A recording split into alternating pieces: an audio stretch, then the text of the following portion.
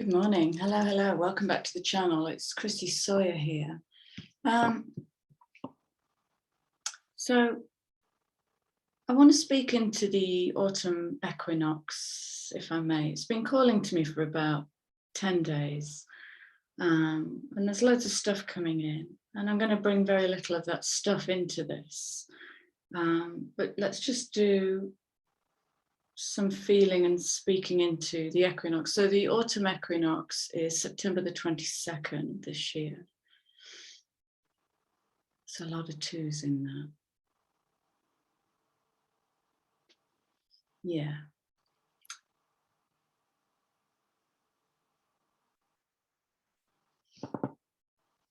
And I think this pause is part of the message. This is, well, they're showing me a purse full of money.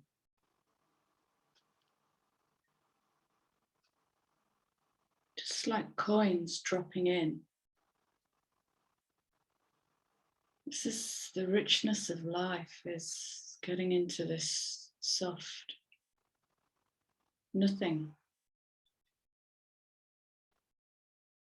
And experiencing the potential conflicts that are going to arise in that as these big Capricornian structures come down around our feet. The push, drive, strive, you have to be in doingness to earn your way in the world, the patriarchal definition of success. And yet here I am in this nothingness, watching coins fall into a purse, or if you're in the States, that would be a wallet.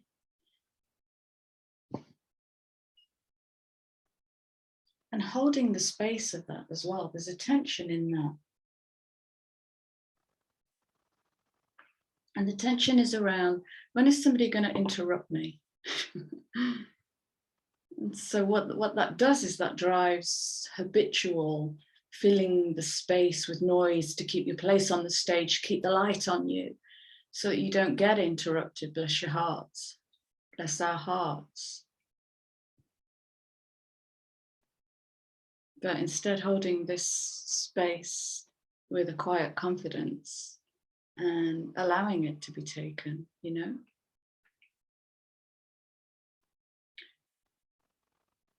So after the last new moon, I stepped out into the garden and I've never experienced a feeling like it. Still don't really have the words for it.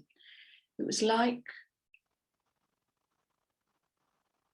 tangible stillness. I literally reached up and touched it. I've never experienced a stillness like it.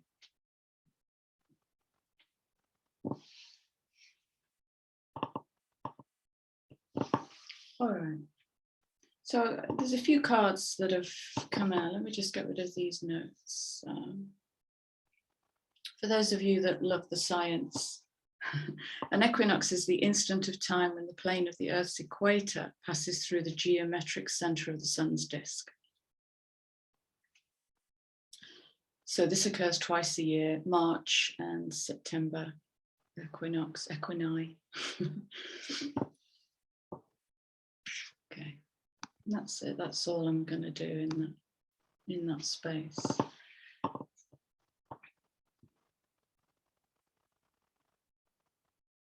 Oh, wow, okay. Now, I think the moon in sidereal, I think the moon passed through Ophiuchus and the galactic center yesterday and today. Yesterday afternoon was heavenly. I felt like I was on morphine and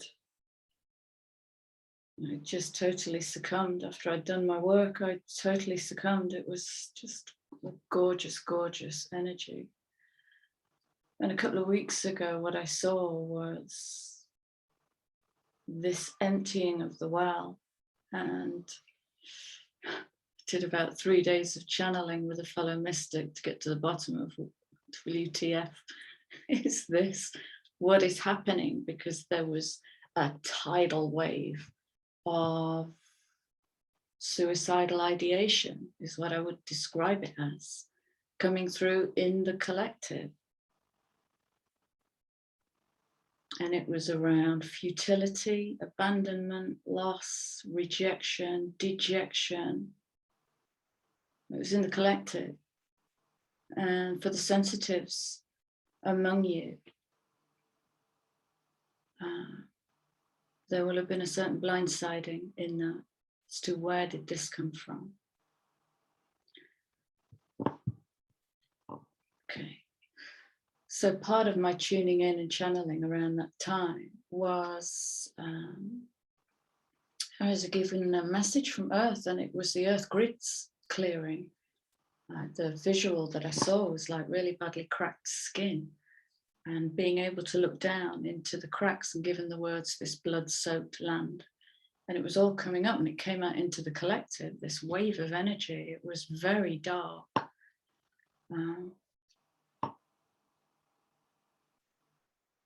And largely we're through. I'm still seeing drips and drabs of the futility coming through. And I didn't know how to bring it to camera. Now, it's taken me a good week to be clear of it, to just gain the perspective of what the hell just happened. And the empty well is, well, I mean, here we go. Here's the word. What's your relationship with replenishment? When do you replenish? Because this is the end. I can't remember when it was, but a few readings ago, I don't even know which reading it was, forgive me please, but I was just pulling cards and I suddenly looked up and said it's over, and I didn't know what I meant. But I think it's coming through here. It's over. Something really big is passing.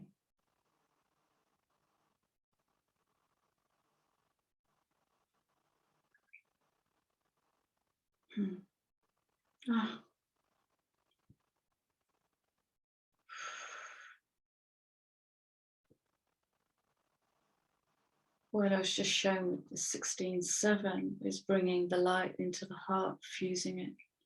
And the heart is a deep, deep well. In parts, it's empty, it's yearning. And that's another part of what I want to speak into, is this yearning. Oh, yearning, like it's like an incision here in the rib that's bleeding out. Bleeding heart, it feels like, yearning, aching for something.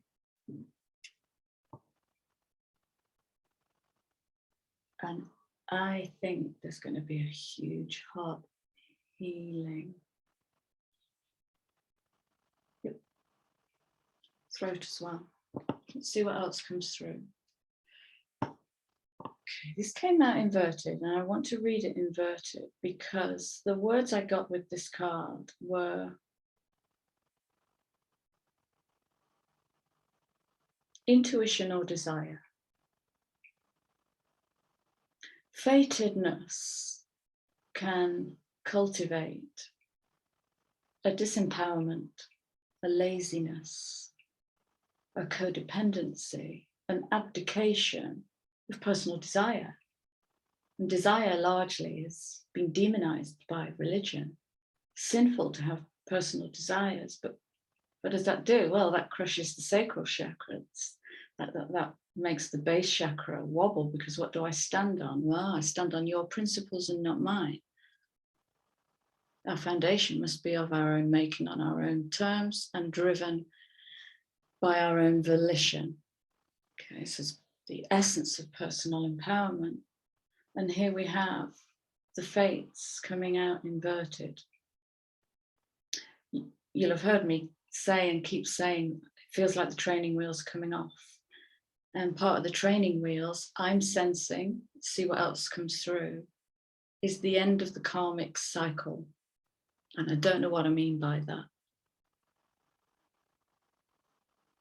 Because a certain amount of programming in karmic return, so it keeps us on the treadmill, keeps us going round and round and round. And I think it was July, check out the Capricorn reading, that made me gasp halfway through, and I went, oh, Capricorn, what are you showing me? You're showing me creation beyond karma. Took me right up into the system to like the potential I'd never even considered.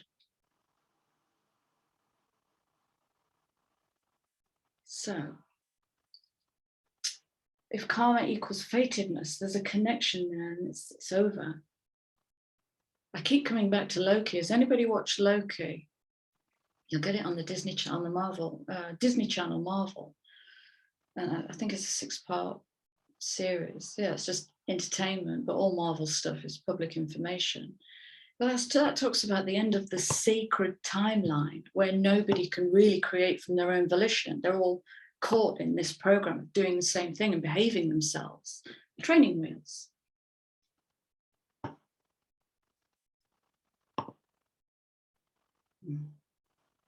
But when we create from the void, we don't know what we're creating. And so that's going to rewire our relationship with personal trust, with trust of that which we cannot yet see. That's the growth of courage. That's huge. No idea what I'm doing, but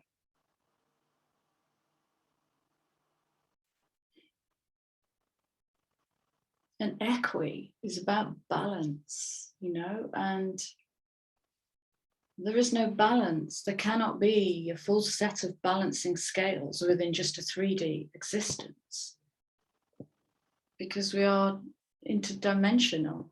We are made and unmade, manifest and unmanifest. It's where the created world comes from. It starts with an idea or intuition, and then a feeling, and then it gets created. I just want to see that again, because it's such a beautiful image.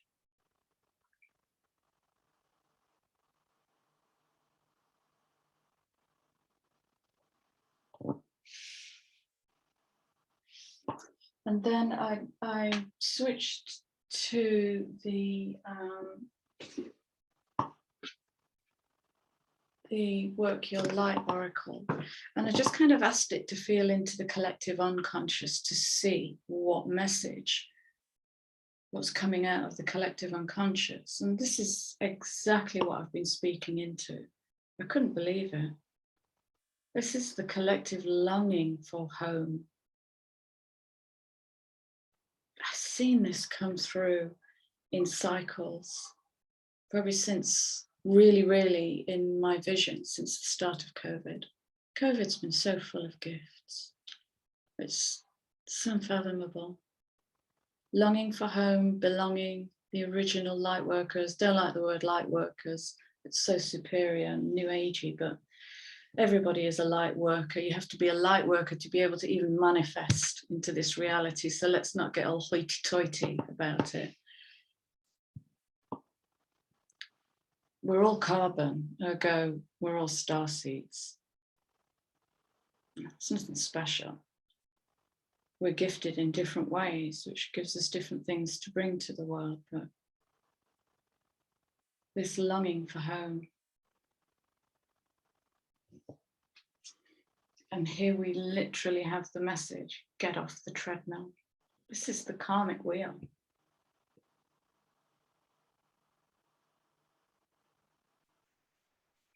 So what's that going to open up? What's going to open up? Feels a bit rebellious, I'm not going to lie. Like, it's almost acting without a sense of responsibility or obligation, deference to polite protocols. It feels quite rebellious. Take a break. Take a break. Time to replenish.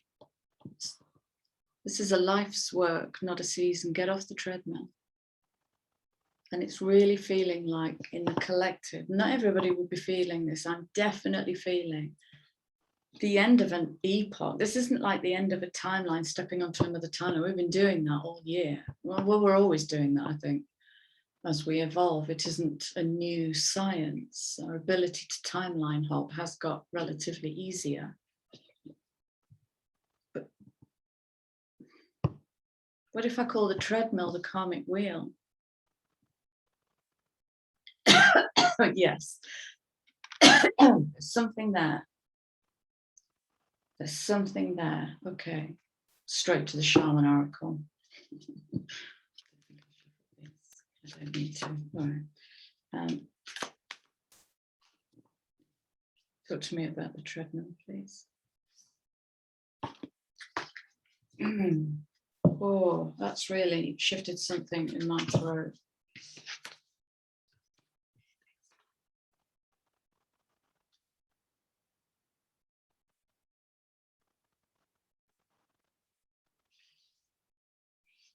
Oh. Bear with me. Bear with me. Give me more, please.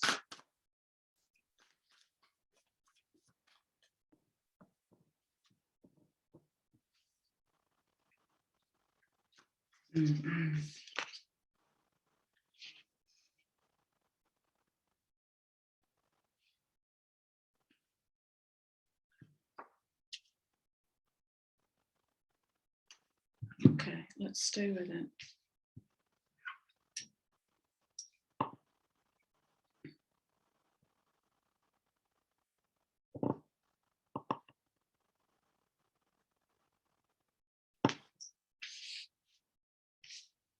I get it. Okay, I get it.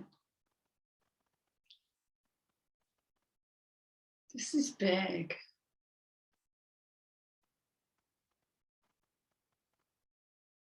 Okay, so talk to me more about the treadmill / the karmic wheel. So we have the moon. There's a moon cycle. Is it a new moon in Pisces?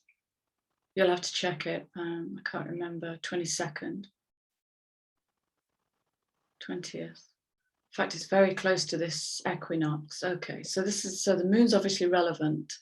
The next moon cycle that happens on the 20-ish is Earth. Check that out, because it doesn't get any more watery than Pisces. You know, Pisces is high priestess energy. That is the deep. Wow. Wow. That is filling the deep well. Oh, I could feel that in my belly.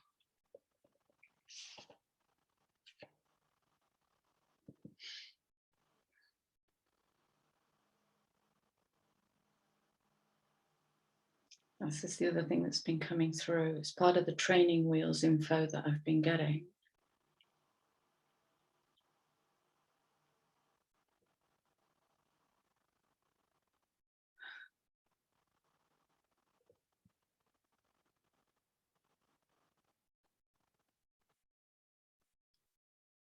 I don't know how to phrase this.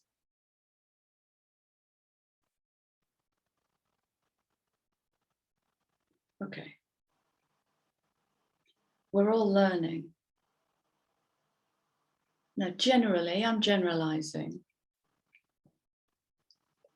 We might see the council as all hail the powerful. This is old religious programming. This is the subjugation of the self to something we perceive to be bigger, right?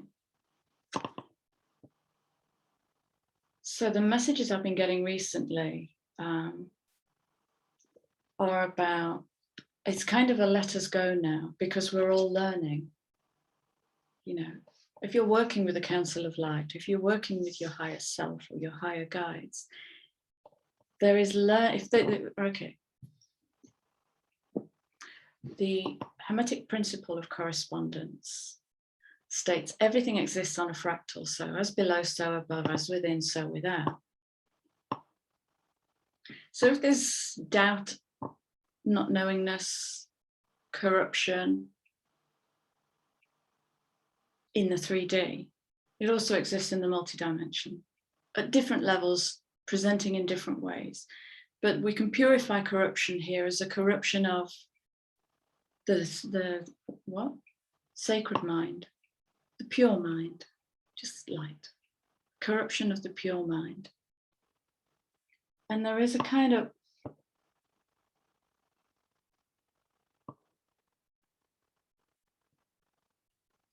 I just saw tears there. I just saw tears.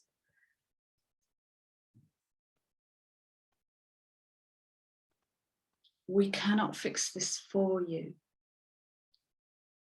So what this is inviting actually is a dance with, no different to a workshop environment where we challenge one another, we experiment together, level playing field, none of this, no more this.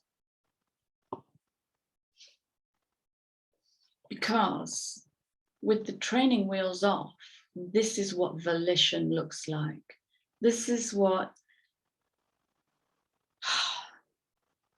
powerful manifestation looks like. It's coming straight through your high priestess. This is all adding up to something really beautiful and very different, like 45 degrees different. Big change. A lot is going to be required to be let go of.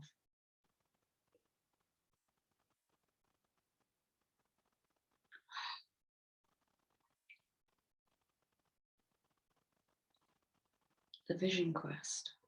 What is your vision? Your vision. Not the collective vision, not one that fits in with another's, I don't know, approval / disapproval of you. What is your vision?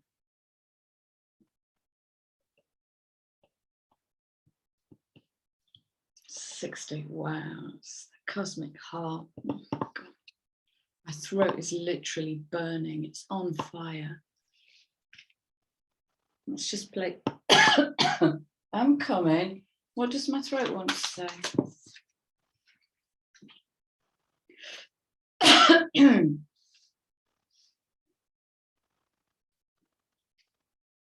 Well, okay.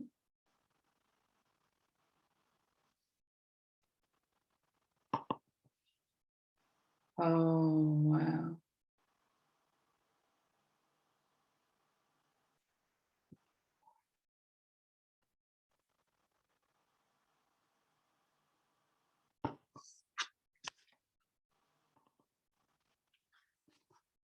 I'm going to turn this card now. This card is telling me that we be that. Okay. That we be that. Be it. Not switching in and switching out and channeling and bring it through with, where there is some kind of separation, and there's almost a worthiness principle in there.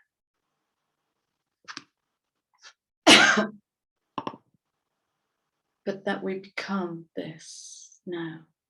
We become it.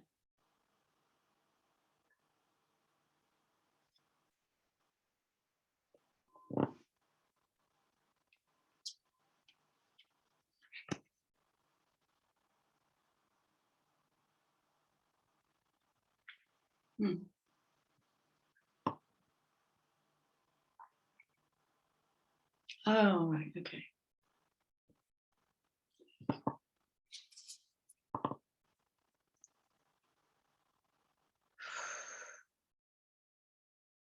So the rattle for me is about medicine. It's about the energetic field. It's about altering the energy field, basically, using vibration, resonance, and a certain harmonic.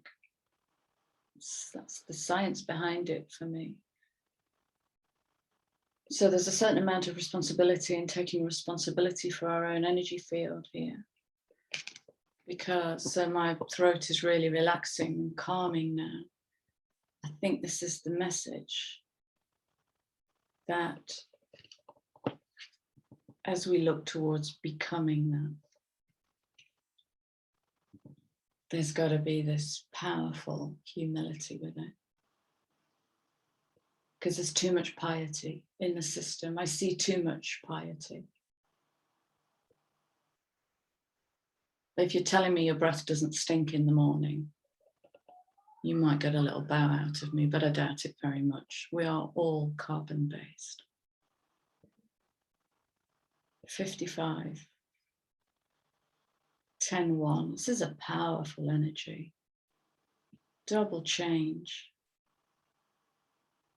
creativity, dynamic change, going out in all directions, very powerful, into the rebirth, the initiatic rebirth of that 10-1, bringing that fire, bringing the higher self straight down into throat and heart. Again, this Vision Quest energy. Taming the wind is to tame our narrative, right? There's a lot of dissonance in the field at the moment, of the psyche is getting a sense of the expansiveness of what's coming. And the little psyche, the little mental self, is pulling us back onto the karmic wheel, it feels like, back into the old narratives, back into the old poverty consciousness, and down into the sharp end of the wedge, but we're being invited out into the much bigger play area. What else do we want to know here? Where are you taking me?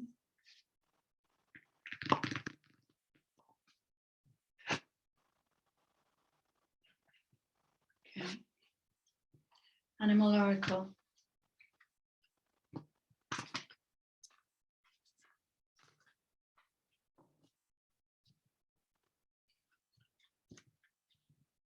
Okay.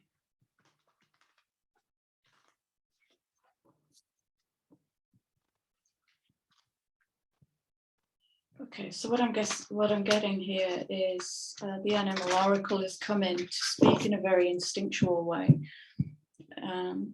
in a very human way, but we can kind of bring all of this down and gain meaning.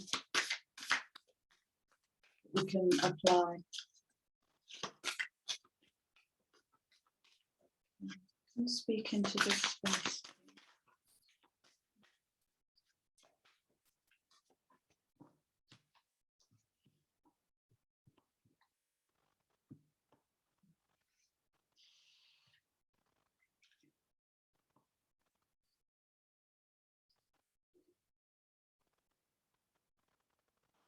Past. It's over. Something. You'll notice I've been really careful not to define it as any one thing, but something big is over, providing we let it go.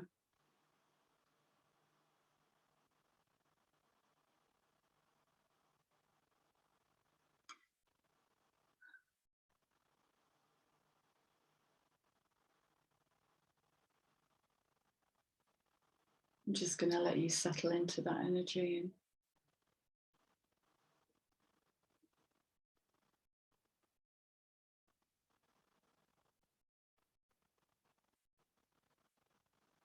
It's really interesting. I get sky god energy with this.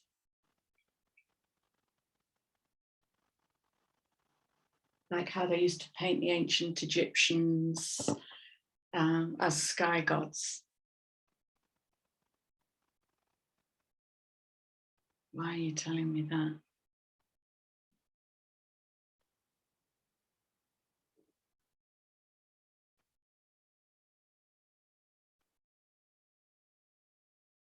Is there a connection to that?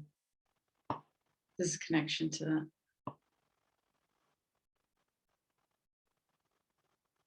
There's a connection to how the Egyptians, who were basically geneticists, birthed a civilization or altered civilization. And I'm not going to dig into that because we're going outwards and upwards, but thank you for that message. Okay, all right, beautiful. Turkey, look at all these sevens coming out. 43, 7, 61, 7, 25, 7. Wow. 52, 7.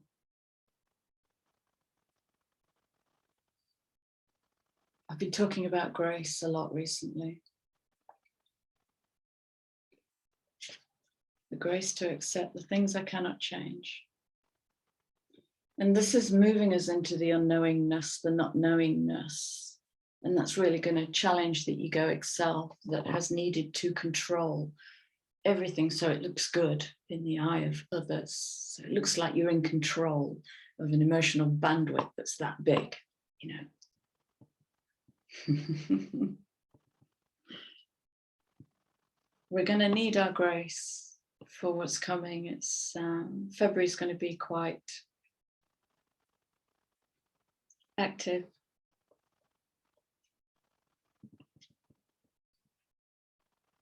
Sacred masculine coming in here.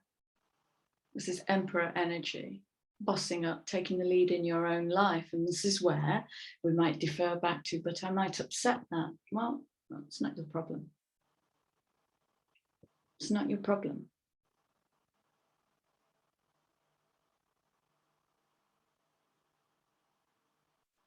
As long as you're coming from a really centered place, as the staff, you know, spiritual spine. And we're in vision quest energy. I'm coming into the age of Aquarius, which is building as a collective, you know. So what's your vision? 1,000 years from now, what's your vision for the world? 500 years from now, 30 years from now, what's your vision? What does it feel like? Because there's nothing really to be done here. It might be that the invitation is to picture it, see it, hear it, feel it, feel it. This is the emotional, this is the elevated emotional charge that is the missing ingredient of manifestation.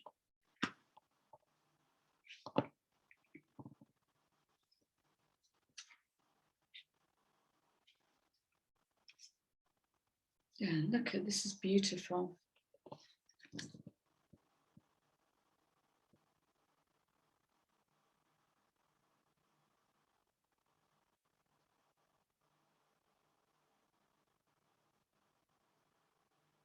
What do you dream about? Can you let the mind wander? What do you dream about? And can you capture that in a color or an image or words? Can you bring that into the 3D?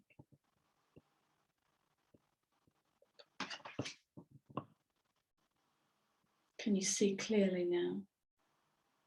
And more clarity is going to come through as more and more of the gunk gets removed from the mind, all these old sad programs of limitation. Here's a challenge. Find the miracle in the conflict. I might call this video, Find the Miracle in the Conflict. Finding, because we're going to do it. It's really, I can feel the energy building and the trajectory appearing now. Momentum is gathering. It's a beautiful energy. It's beautiful energy. All right, I'm going to wrap this up, guys. And there might be another one to follow this, but let's finish on a beautiful abundance card. Have a message for the collective, please, Paul. Thank you. Equinox. Again, look at how many times has this card been out recently. There's nothing to worry about. This is the wounded heart.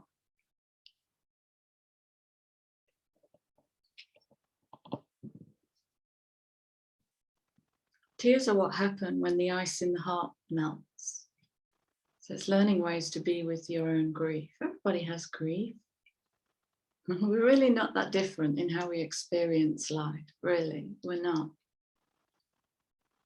And it's okay to have grief. And it's okay to let that flow through you and honor it and give it grace. Okay, right, I'm gone. I need to go. I love you guys. Thanks for being here. Please like, share, subscribe, drop me a comment, and I'll be with you all again soon.